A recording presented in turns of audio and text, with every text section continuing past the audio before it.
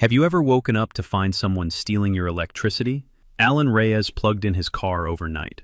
By morning, it was at 15%. His charging cable, the one he paid $2,000 to install, was lying on someone else's lawn, plugged into someone else's car. And that someone? The HOA vice president. She didn't apologize. She told him, "Next time, give me a heads up." This is a story about a trap, not a physical one, a trap made of truth. And the person who walked right into it, the one who thought she'd never get caught. If you enjoy stories about justice, hit subscribe and turn on notifications right now. Let's begin. The first thing I noticed was the silence. When you drive an electric vehicle, you get used to certain sounds. The soft hum of charging, the click when the connector locks in, the quiet beep from the app confirming the session started. That Monday morning, there was none of that, just silence. And my car is sitting in the garage with a 15% battery. I had plugged it in the night before. I always plug it in. I'm a software engineer. Routine is how I survive. I moved to Ridgewood Heights 2 months ago, bought a house I could actually afford for once, and spent $2,000 installing a level 2 ChargePoint home flex in my garage. $1,200 for the unit, $800 for the electrician. It wasn't cheap, but it meant I could charge at home instead of hunting for public stations. That was the whole point. Except now my car was showing 15%. And I had a client meeting in Phoenix in 90 minutes. I walked around to check the charger, and that's when I saw it. The cable wasn't connected to my car. It wasn't even in my garage. The black cord snaked across my driveway, over the sidewalk, across the strip of grass between properties, and disappeared toward the house 3 doors down. I followed it like a trail of breadcrumbs, my coffee getting cold in my hand, until I found the other end. A white Tesla Model Y, parked in a driveway that wasn't mine, plugged into a charger that was. The charging light on my cable was blinking green. Active session. Someone had walked onto my property in the middle of the night, unplugged my car, and helped themselves to my electricity.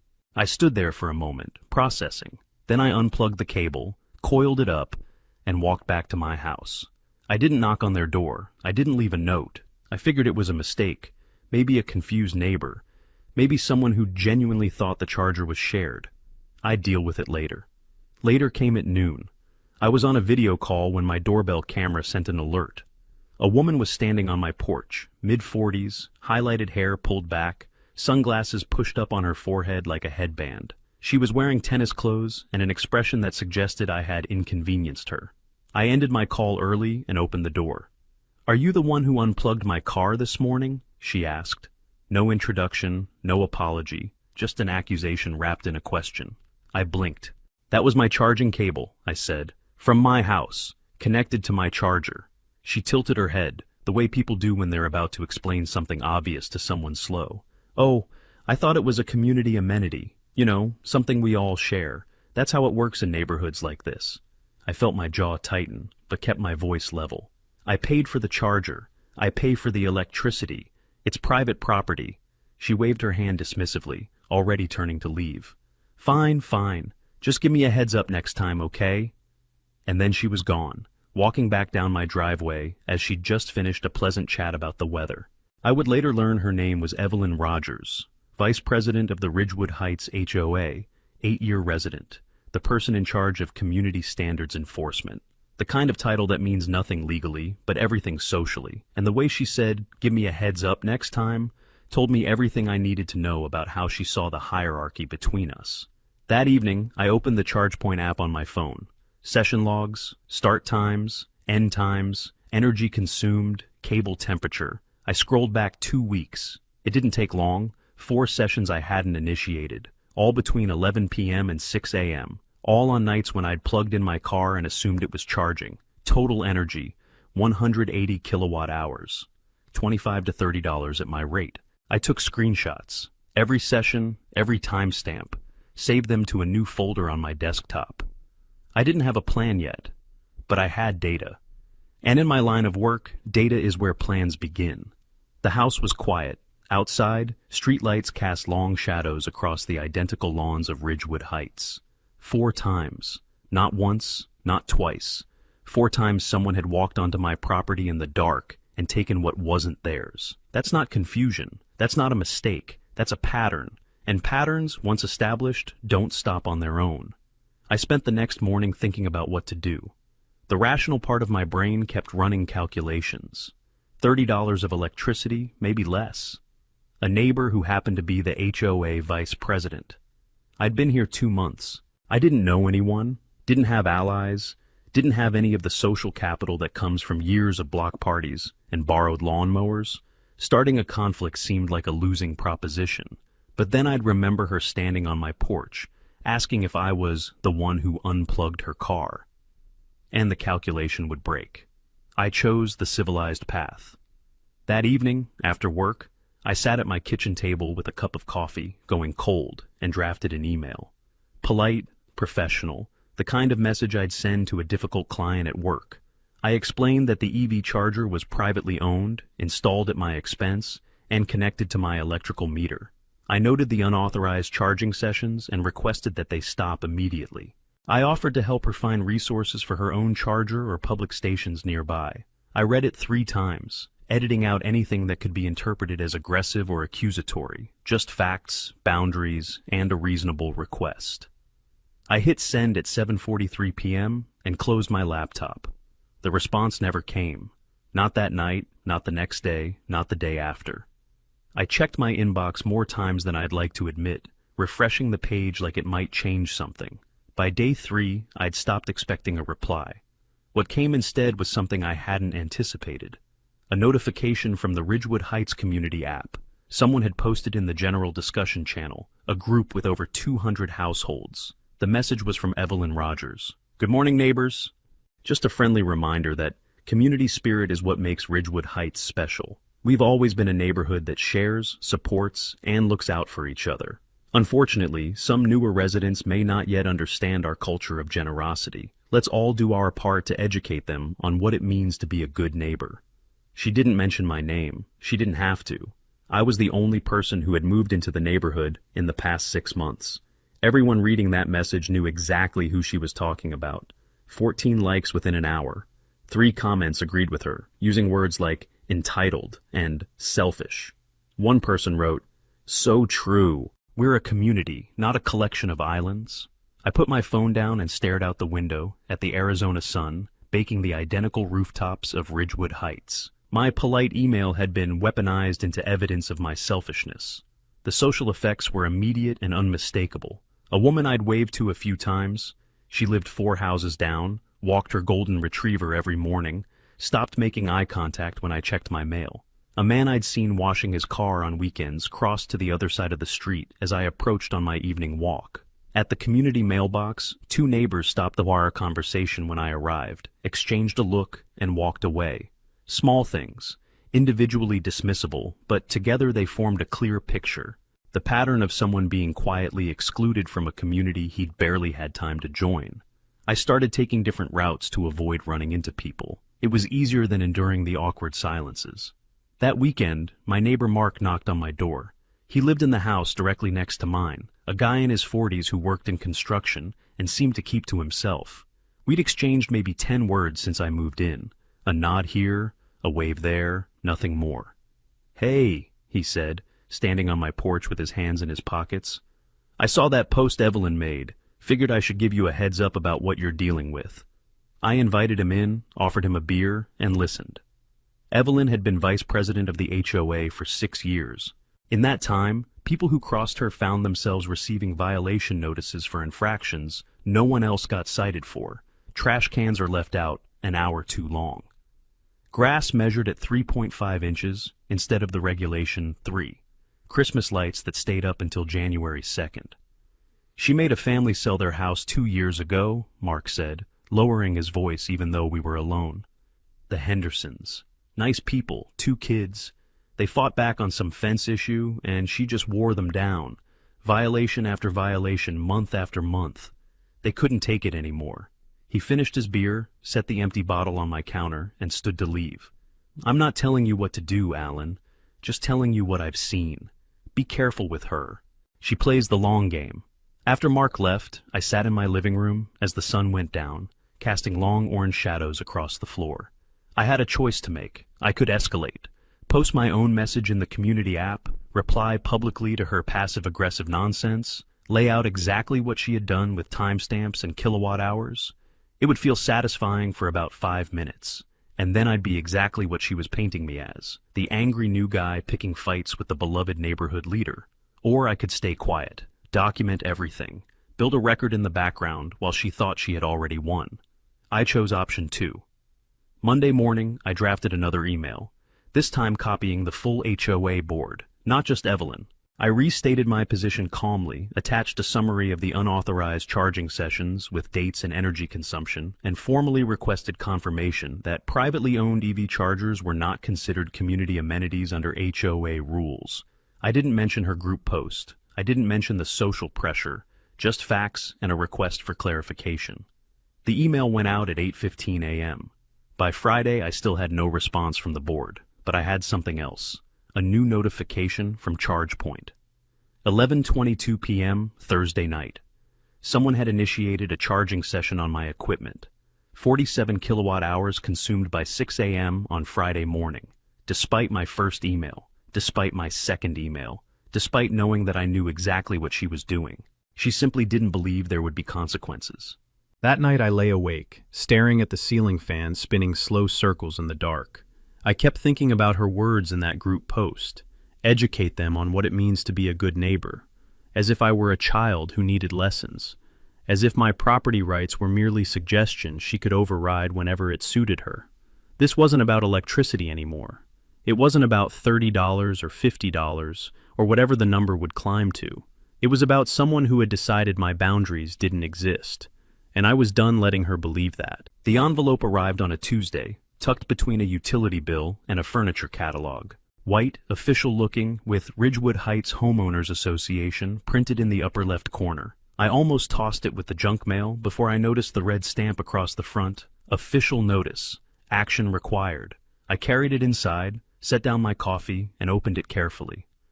The document inside was formatted like something from a law office. Embossed letterhead, case number, formal language. The heading read, Notice of Violation, Case Number 2024-0147.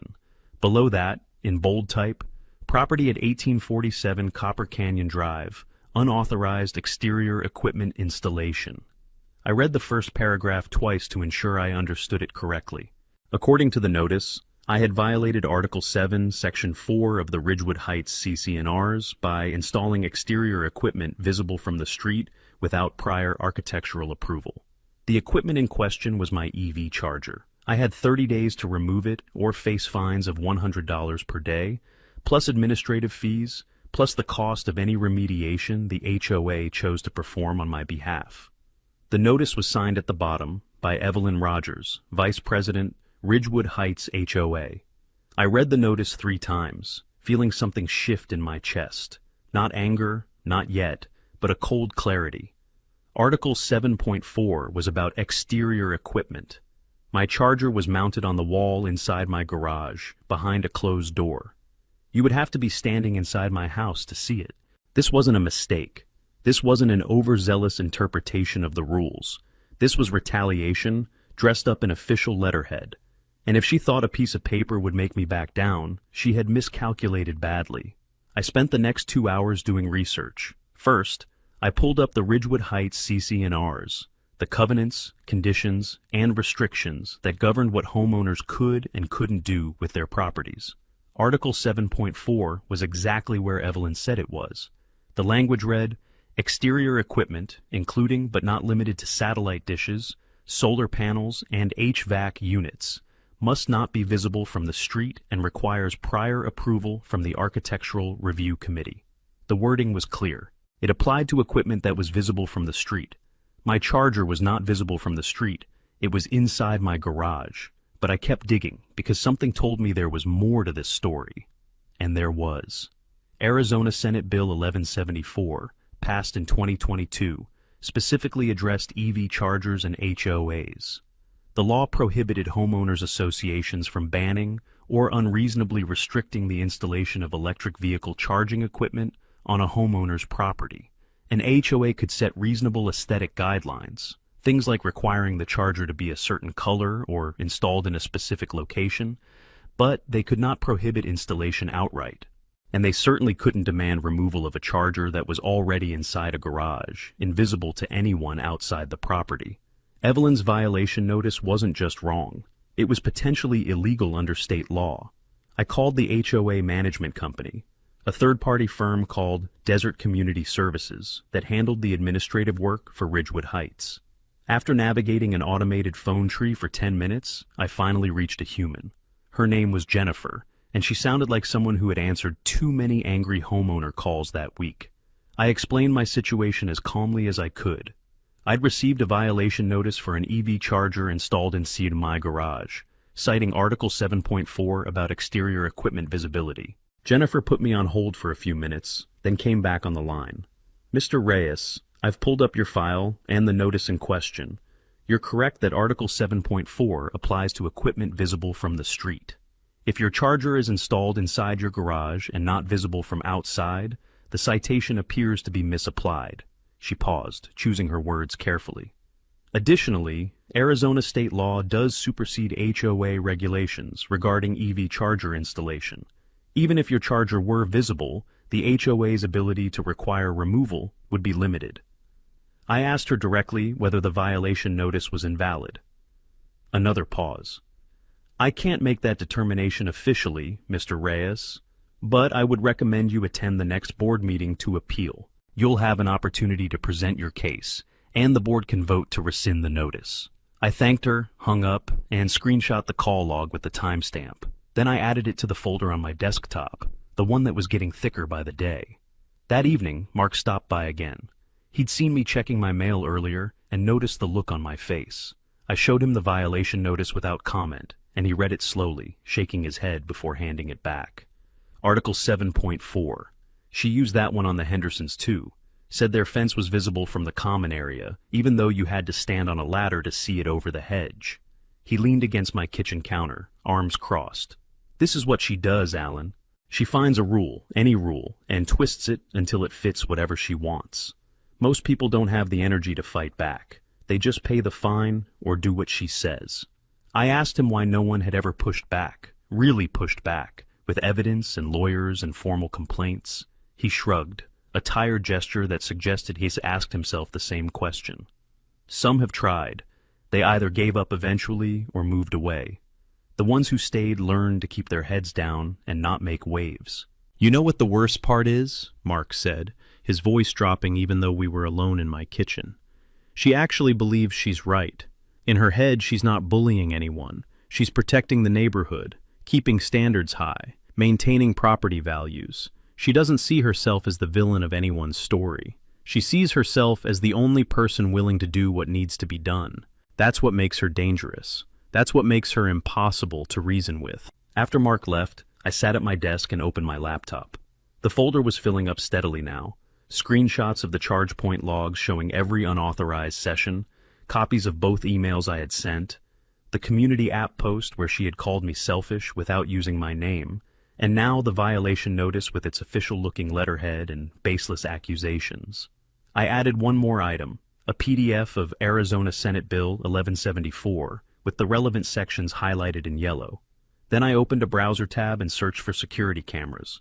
I found an outdoor model that was weatherproof, equipped with night vision and cloud storage, and could be installed to cover my driveway and the charger without being obvious from the street. 2-day shipping. I added it to my cart and completed the purchase. The violation notice sat on my desk, its red stamp catching the lamplight. 30 days to remove the charger, $100 a day after that. Except that the notice was based on a rule that didn't apply, sent by someone who had no legitimate authority to enforce it, regarding equipment that was explicitly protected by state law. She had overplayed her hand. She just didn't know it yet. The camera arrived 2 days later, just as promised. I installed it myself on a Saturday morning, mounting it under the eave of my garage where it had a clear view of the driveway, the charger, and the sidewalk beyond. The angle was wide enough to capture anyone approaching from either direction, and the night vision was sharp enough to read a license plate in complete darkness. I tested it a dozen times, walking back and forth across the driveway, checking the footage on my phone to make sure there were no blind spots. There weren't. Anyone who came within 15 feet of my charger would be recorded in high definition, time-stamped, and automatically uploaded to cloud storage. The ChargePoint app was already configured to send real-time notifications whenever a charging session started. Now, I had a video to match the data. 2 weeks remained until the HOA board meeting, where I could formally appeal the violation notice. In those 2 weeks, Evelyn helped herself to my charger 3 more times, all between 11 p.m. and 6 a.m., all while I was asleep. The total theft was now around $80, and she wasn't just continuing, she was escalating publicly. A new post appeared in the community app, her second since this started. A quick note about neighborhood values, it began. Ridgewood Heights has always been a place where we look out for each other. We share. We support. We don't hoard resources while our neighbors go without. Some people seem to have forgotten this. Let's hope they remember before it's too late. 18 likes, 6 comments praising her leadership. One person wrote, "Some people just don't belong in neighborhoods like this." Then came the email from Desert Community Services, the HOA management company, a formal reminder that the 30-day deadline for removing my EV charger was approaching. If I failed to comply, fines would begin accruing at $100 per day starting on the 1st of next month. The email was polite, professional, completely neutral, just a company enforcing rules as they understood them. But I knew who had filed the complaint, signed the notice, and was now waiting for me to either surrender or drown in fines. I did the math. A lawyer specializing in HOA disputes would cost between $2,000 and $5,000. I could afford it, but spending that much to prove I had the right to keep something I'd already paid for made my stomach turn. And even if I won, Evelyn would still be vice president. She would still have the power to file more complaints, twist more rules, and make my life difficult in 100 small ways. This is the part where, in a movie, the main character does something stupid, confronts the villain directly, makes a scene, posts something angry that gets screenshot and used against him. I wasn't going to make that mistake. Evidence beats emotion, every time. The question wasn't whether to fight back. It was how to fight in a way that left no room for her to spin the story. That evening, I added one more layer to my system. A smart lock for the charging cable, controllable remotely through my phone. With this setup, I could see exactly when someone plugged in, watch them do it on video, and if needed, lock the cable so they couldn't disconnect until I chose to release it. I wasn't sure yet if I would use that feature, but I wanted the option. The camera was recording. The app was logging every session with timestamps and kilowatt hours. The smart lock was ready. I would let Evelyn keep charging, let her think she was getting away with it, let her believe her position made her untouchable. And when the board meeting came, I wouldn't just appeal the violation notice. I would show them exactly who she was, on camera, at midnight, helping herself to the same neighbor's electricity she had publicly called selfish. Late at night, staring at the ceiling, I thought about letting it go, selling the house, moving somewhere nobody knew my name. It would be easier, definitely less stressful. But then I would remember that smile, the one she wore when she said, "Give me a heads up next time." The smile of someone who has never faced consequences. And I would decide, all over again, that I was going to change that. I'm Michael Vincent, your storyteller today on Dear HOA. And if you were in Alan's position, dealing with someone who steals your electricity, files fake violations, and turns the whole neighborhood against you, what would you do? Leave your answer in the comments below, and let's see whose solution is the best. Thank you all. 4 days passed with nothing. No unauthorized sessions, no late-night visitors. No, Evelyn is creeping across my driveway in the dark. I went to work, came home, checked the camera footage and ChargePoint logs, and found the same empty result every time. The routine became almost meditative. Open the app, scrub through the night vision footage at 4 times speed, confirm another quiet night, close the app, make dinner. Part of me wondered if she had finally stopped. Maybe the second email to the board had spooked her, or maybe she'd found another target, someone less likely to notice or care. But people like Evelyn don't stop because they've had a change of heart. They stop because they're waiting for something, or because they just haven't gotten around to it yet. The violation notice was still active, the 30-day deadline still ticking down, and her cheerful posts in the community app showed no sign of remorse or retreat. She was still playing the long game. I just had to be patient. On the 5th night, at 11:47 p.m., my phone buzzed. A notification from ChargePoint. Charging session started. I was already in bed, half asleep, but the sound cut through the fog immediately. I grabbed my phone and opened the camera app, heart beating faster than I wanted to admit. The footage was crystal clear, night vision turning everything into shades of green and white, but sharp enough to see every detail. A woman in pajama pants and a light jacket, hair pulled back, face fully visible in the glow of the streetlight. Evelyn Rogers. She glanced around once, twice, scanning the street in both directions. Then she walked up my driveway, unplugged my car with a practiced motion, and connected the cable to an extension cord that snaked back toward her property 3 houses down. The whole operation took less than 30 seconds. She walked away without looking back, her posture relaxed, confident. The body language of someone who had done this many times before and expected to do it many times again. I sat in the dark, phone glowing in my hand, watching the video on loop. 11:47 p.m. That glance before she unplugged the cable. The extension cord is already in place, ready to go. Not improvised, planned. I saved the footage to 3 different locations: phone, laptop, cloud, and went back to bed. Not to sleep, just to wait for the morning. I let the session run until 6 a.m. 52 kilowatt hours consumed. When my alarm went off, I made coffee and sat at my kitchen table with my laptop open, reviewing the footage from start to finish. The approach from the street, the scan of the surroundings, the disconnect. The extension cord trailed into the darkness toward her house, the casual walk away, time stamped in the corner of the frame, every second accounted for. I downloaded the video file, made 3 backup copies, and added them to the folder that had become my obsession. Then I opened a spreadsheet and ran the final numbers. 7 unauthorized sessions total. Dating back to the first week, I noticed something was wrong. 312 kilowatt hours of electricity. At my rate, around $45. Not a fortune by any measure, but that had never been the point. I looked up the relevant Arizona statute out of curiosity. Theft of services under $1,000 was classified as a Class 1 misdemeanor, punishable by up to 6 months in jail and a fine of up to $2,500. I wasn't planning to press criminal charges, but the information was a useful context. That afternoon, I called Olivia Murphy, an attorney whose name had come up repeatedly in online forums about HOA disputes. Her reviews described her as smart, thorough, and unwilling to waste time on cases she didn't believe in. Her consultation fee was $150 per hour, with a 30-minute minimum. I booked a slot for the following day and spent the evening organizing my evidence into a coherent presentation. The violation notice claimed my charger was visible from the street, photographs proving it were mounted inside my garage, behind a closed door.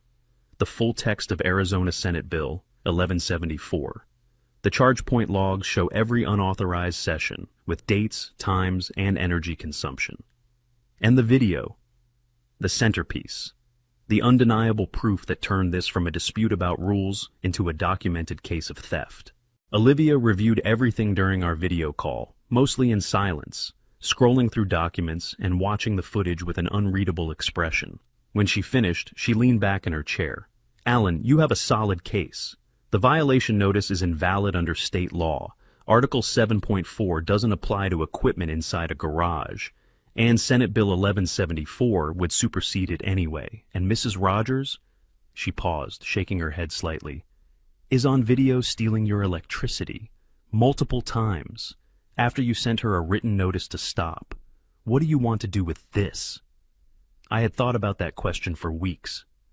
I could file a police complaint. Theft of services was a crime, and I had evidence that would make any prosecutor's job easy. I could sue her in small claims court for the value of the electricity, plus damages for the harassment.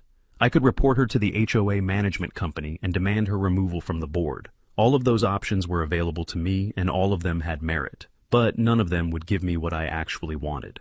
"I want to present everything at the board meeting," I said, "in front of the homeowners. Appeal the violation notice, show them the video, and let them see exactly who's been lecturing them about community values for the past 6 years. Olivia nodded slowly, considering. High risk, high reward. If it works, you win publicly, and she loses publicly. If the board decides to circle the wagons around her, you've made a permanent enemy with documented proof that she'll spend years denying and spinning. I told her I understood the risk.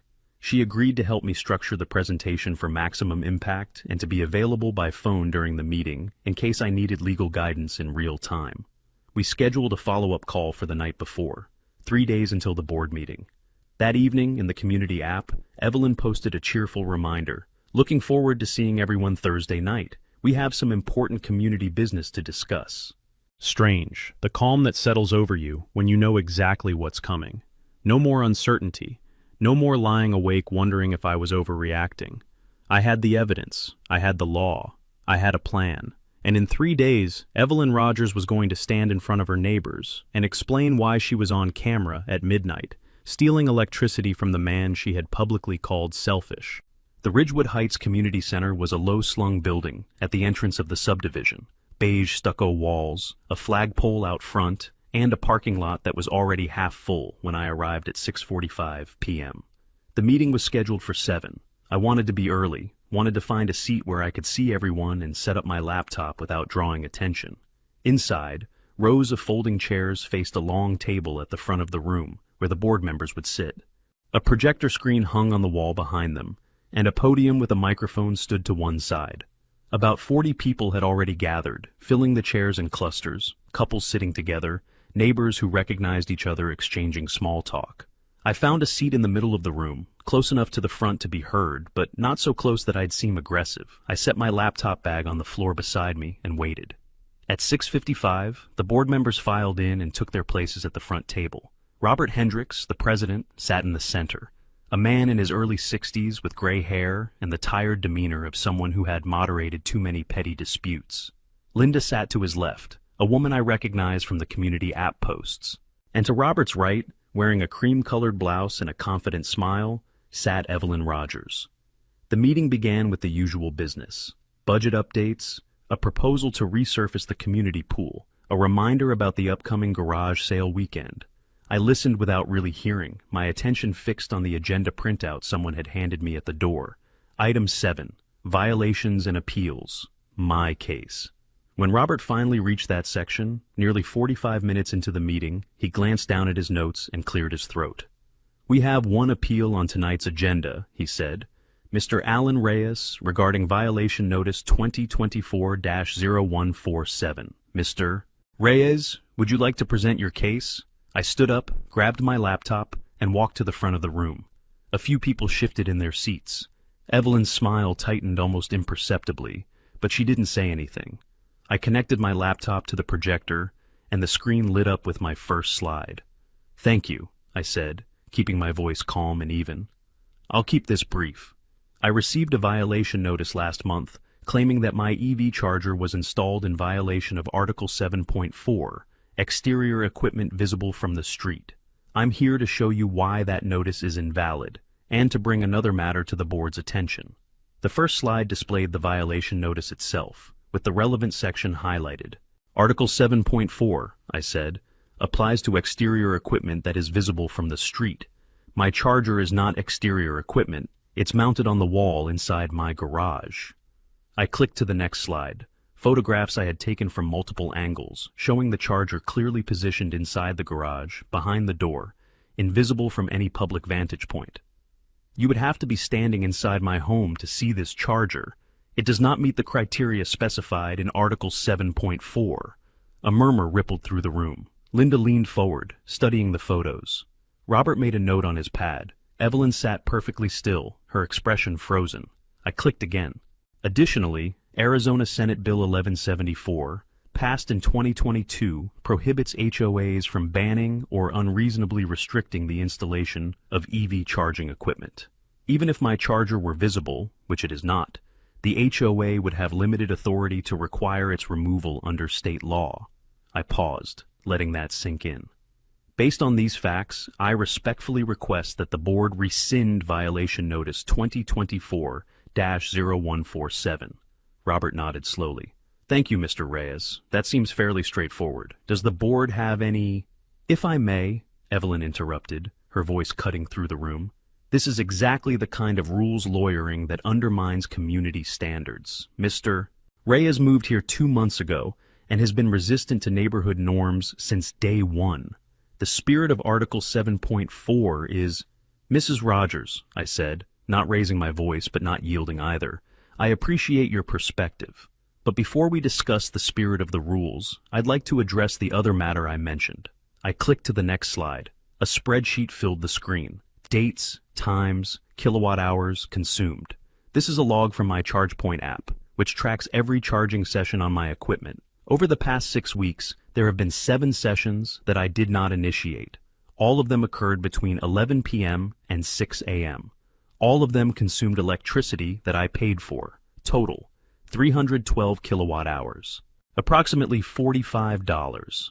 The room had gone very quiet. I clicked one more time. The video began to play. Night vision footage, green tinted but sharp. A timestamp in the corner, 11:47 p.m. A woman walking up my driveway in pajamas and a light jacket, glancing around, unplugging my car, connecting the cable to an extension cord, walking away toward a house 3 doors down. The face was clearly visible in the streetlight. There was no ambiguity about who it was. Evelyn stood up so fast, her chair scraped loudly against the floor. Her hands gripped the edge of the table, knuckles white. The flush started at her neck and spread upward, blotching her cheeks with uneven red. Her mouth opened, but nothing came out for a long moment, just a strangled sound, the noise of someone who has been caught and knows it. You can't. This is an invasion of privacy, she finally managed, her voice cracking on the last word. I kept my expression neutral. The camera is mounted on my property, recording my driveway and my charger. Arizona is a one-party consent state for recordings made on private property. Everything in this video was captured legally. I turned back to the room. I sent Mrs. Rogers an email on May 15th, explaining that the charger was private property and asking her to stop using it. She did not respond. I sent a second email to the full board on May 22nd, requesting clarification on whether private chargers were considered community amenities. I received no response. In the meantime, Mrs. Rogers continued to use my charger 3 more times after I had explicitly asked her to stop. The silence in the room was absolute. Robert stared at the frozen frame on the screen. Evelyn's face, caught mid-glance, hand on my charging cable. Linda had covered her mouth with her hand. In the audience, I could see Mark sitting near the back, a small, grim smile on his face. I didn't say anything else. I didn't need to. The video had spoken, the logs had spoken, the emails had spoken. My job was to present the facts. Her job was to explain why she was on camera at midnight, taking something that wasn't hers, from the same neighbor she had spent weeks publicly calling selfish. Robert cleared his throat. I think we need to take a brief recess. Board members, please join me in the back room. Mr. Reyes, thank you for your presentation. We'll reconvene in 15 minutes.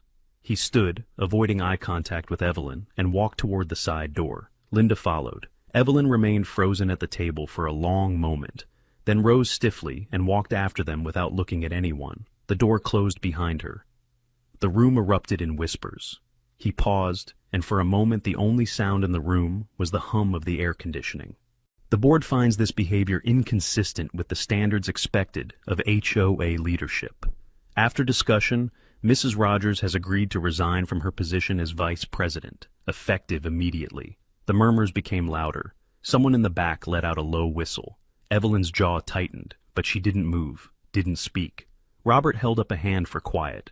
Additionally, the board will issue a formal apology to Mr. Reyes for the improper violation notice, and we will send a clarifying communication to all homeowners confirming that privately owned EV chargers are not community amenities and are protected under Arizona state law. We believe this addresses the issues raised and allows the community to move forward. He looked at me. Mr. Reyes, do you have anything you'd like to add? I stood up slowly. Every eye in the room was on me. Thank you for the fair hearing, I said. I want to be clear that I'm not seeking to escalate this further than necessary. However, I will be filing a claim in small claims court to recover the value of the electricity that was taken without my permission. That's a civil matter between me and Mrs. Rogers, separate from HOA business. An older man in the front row, Mr. Peterson, I would learn later, turned to look at Evelyn with an expression of weary recognition. 6 years ago, she did the same thing to me, he said, loud enough for the whole room to hear. Not electricity, she used my garden hose to fill her pool, every week for a whole summer. I couldn't prove it, so I let it go. But I knew. He shook his head slowly. I always knew. Other voices joined in, a woman near the middle. She reported my Christmas lights 3 years running, said they were excessive. They were the same lights everyone else had. A man by the window. She tried to fine me for having a non-approved mailbox. It was the same mailbox that came with the house. The room was filling with the accumulated grievances of 6 years, a dam breaking all at once. Evelyn stood up abruptly. Her chair scraped against the floor. Her face was a mottled red, and her hands were shaking visibly at her sides. "This is a witch hunt," she said, her voice rising. "I have given 6 years to this community. 6 years of my time, my energy, making sure this neighborhood didn't fall apart. And this is how you repay me? By believing some outsider who's been here for 2 months?" She pointed at me, her finger trembling. "He's the problem. He refused to be part of the community from day one. He hoarded his charger when he could have shared. He set up cameras to spy on his neighbors. And now, you're all just gonna—" Her voice cracked. She stopped, breathing hard, looking around the room for support that wasn't there. No one spoke. No one moved to defend her. The silence was devastating, more brutal than any accusation could have been. Evelyn's shoulders sagged. The defiance drained out of her posture, replaced by something smaller, something defeated. She grabbed her purse from the back of her chair and walked toward the exit without another word. The door swung shut behind her with a soft click. No one followed. Robert cleared his throat again. "I think that concludes our business for tonight. Thank you all for coming. The next regular meeting will be held on the first Thursday of next month." People began to stand, gathering their things, but the usual post-meeting chatter was subdued. Several people stopped by my seat to shake my hand or offer quiet words of support. The woman who had complained about the Christmas lights said, "Thank you for standing up to her. Most of us were too scared." Mark clapped me on the shoulder as he passed. "Told you she played the long game," he said. "Guess she finally met someone who played it better." I packed up my laptop and walked out into the warm Arizona evening. The sun had set while we were inside, and the parking lot was bathed in the orange glow of sodium lights. I took a deep breath of desert air and let it out slowly. I had won. Not because I was smarter or more ruthless than Evelyn Rogers. I won because I had done something simple.